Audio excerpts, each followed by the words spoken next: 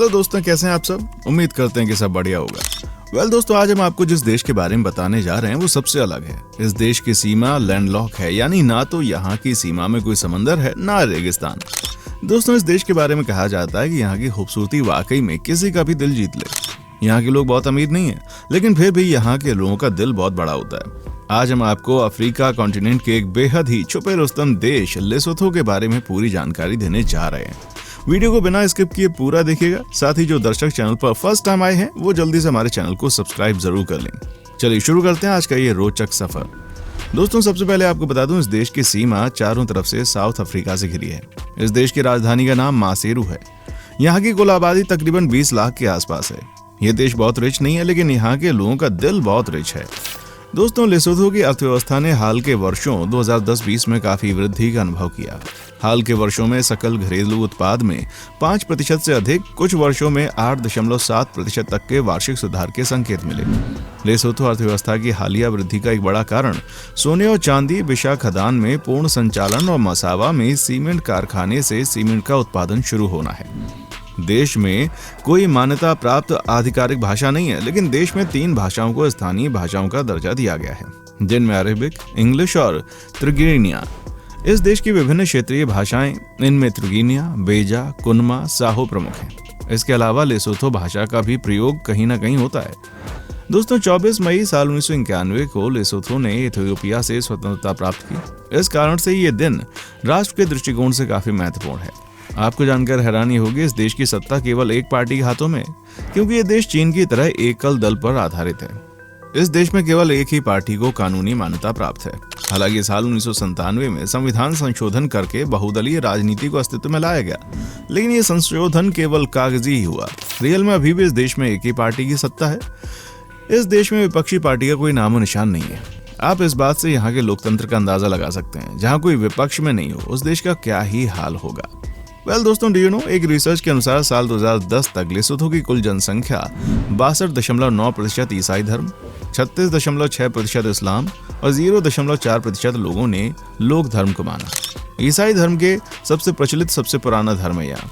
पहला ईसाई चर्च डेब्रे सिन 4वीं शताब्दी के दौरान बनाया गया। यहाँ के लोगों की अगर पढ़ाई लिखाई की बात करें तो लेसोथो में कुल वयस्क साक्षरता दर है 76.6%।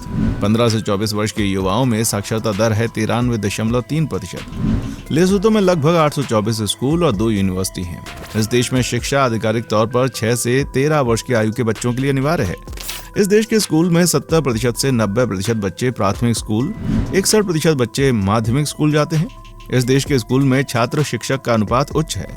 अगर आंकड़ों पर नजर डाली जाए तो प्राथमिक स्कूल में यह अनुपात 45.1 और माध्यमिक स्कूल में 54.1 है।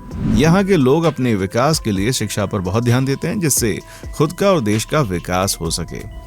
दोस्तों, हमें इस देश से कुछ सीखना चाहिए। दोस्तों, अगर लेसोथो की पहनावे की बात की जाए तो हर जाति का पहनावा अलग है। बड़े शहरों में ज्यादातर लोग वेस्टर्न कैजुअल ड्रेस जैसे जीन्स और शर्ट पहनते हैं। ऑफिस में पुरुष महिला दोनों अक्सर सूट पहनते हैं। इस देश के पारंपरिक कपड़ों की बात करें तो महिलाओं के लिए जुरिया नामक चमकीले सफेद गाउन होते हैं। पुरुषों के लिए सफेद पैंट के साथ एक सफेद शर्ट होती है। इस देश के मुस्लिम समुदाय की महिलाएं पारंपरिक रूप से चमकीले रंग के कपड़े पहनना पसंद करती हैं। यहाँ के लोगों में सबसे खास बात यह है कि ये लोग बहुत ही मेहनती होते हैं। रोजगार के सीमित अवसर होते हुए भी ये लोग अपनी मेहनत के दम पर अपना जीवन यापन करते हैं। यहाँ के लोग कभी भी खाली नहीं बैठते, कोई ना कोई काम करते हुए आपको मिल जाएंगे। यहाँ मैक्सिमम लोग खेती से जुड़े काम करते हैं। ये लोग डेयरी फार्म चलाते हैं, जिससे गाय, भैंस और बकरी पलती है। दोस्तों, लेसोथो का सबसे ऊंचा पर्वत लेसोथो सोरा है, जिसकी समुद्र तल से ऊंचाई 3018 मीटर है। लेसोथो में अब तक 2 गृह युद्ध हो चुके हैं, जिसमें पहला गृह युद्ध साल 1972 से 1974 तक और दूसरा गृह युद्ध 1980 से 81 तक चला। आपको पता है कि इस देश में पुरुष को 2 शादी करना अनिवार्य है? अगर नहीं तो हम बता देते हैं। आप हैरान हो जाएंगे, लेसोथो में पुरुष को 2 शादी करना अनिवार्य होता है। अगर कोई पुरुष शादी करने या 2 बीवियां रखने से इनकार कर दे तो उसके खिलाफ कड़ी कार्रवाई होती है। अगर कोई 2 शादी करने से इनकार करता है तो उसे आजीवन जेल की सजा मिलती है। इस देश में महिलाओं की वजह से यह अनोखा कानून बनाया गया है। लेसोथो में पुरुषों से ज्यादा महिलाओं की संख्या है। लेसोथो गृह युद्ध चल रहा है, जिसकी वजह से महिलाओं की संख्या पर ज्यादा है। सबसे हैरान करने वाली बात यह है कि इस देश में महिलाओं के लिए भी कड़ा कानून है। यहाँ की महिलाएं पुरुषों से 2 शादी करने से नहीं रोक सकती। अगर उन्होंने शादी में कोई बाधा उत्पन्न की तो उनको भी जेल में डाल दिया जाएगा। वेल दोस्तों, अगर आप वेजिटेरियन हैं तो लेसोथो में आपको बहुत मुश्किल होने वाली है। यहाँ के खान पान में मुख्य रूप से मछली और मांस की डिशेज शामिल होती हैं। यहाँ के पारंपरिक लेसोथो डिश में मसालेदार स्टू के साथ इंजेरा होता है, जिसमें अक्सर चिकन, भेड़, बकरा, मछली शामिल होते हैं। कुल मिलाकर लेसोथो के भोजन में इथियोपिया के भोजन की झलक देखने को मिलेगी। यहाँ के भोजन में आपको मक्खन, मसाले और टमाटर का उपयोग ज्यादा देखने को मिलेगा। इस देश की सबसे इंटरेस्टिंग बात यह है यहाँ के लोगों के बीच में कॉफी पीना। यहाँ के लोगों में कॉफी पीना बड़ी आम बात है। ये लोग कॉफी के बहुत बड़े दीवाने माने जाते हैं। आपको जानकर हैरानी होगी, यहाँ पर बहुत बड़े स्तर पर कॉफी समारोह मनाया जाता है। इस समारोह में सबसे खास बात ये होती है कि इसमें यहाँ के लोग अपने दोस्त और रिश्तेदारों के साथ एंजॉय करते हैं। इसमें कॉफी आपको 3 राउंड में परोसी जाती है। पहले राउंड में काढ़ा या गोल परोसा जाता है, जिसे ट्रिगिनिया कहते हैं, जिसका मतलब होता है पहला। दूसरे राउंड में कलाय परोसा जाता है, जहाँ पे आपको बता दूं कि कलाय का अर्थ होता है दूसरा। तीसरे और अंतिम राउंड में बेरका परोसा जाता है, इसका अर्थ होता है भाग्यवान होना। दोस्तों, ये दुनिया का एकमात्र ऐसा समारोह जो सिर्फ लेसोथो में होता है। अमेजिंग है दोस्तों। हमारी पूरी टीम बहुत मेहनत करती है आपके लिए ऐसे रोचक और इंटरेस्टिंग वीडियोस लाने में, तो प्लीज अपना प्यार जरूर दें। दोस्तों, लेसोथो में फुटबॉल और साइकिलिंग सबसे लोकप्रिय खेल है। लेसोथो में साइकिल चलाने की एक लंबी परंपरा है और इसे पहली बार औपनिवेशिक काल के दौरान पेश किया गया। लेसोथो में साल 1946 से ही साइकिलिंग पूरे देश में प्रतिवर्ष आयोजित होती है।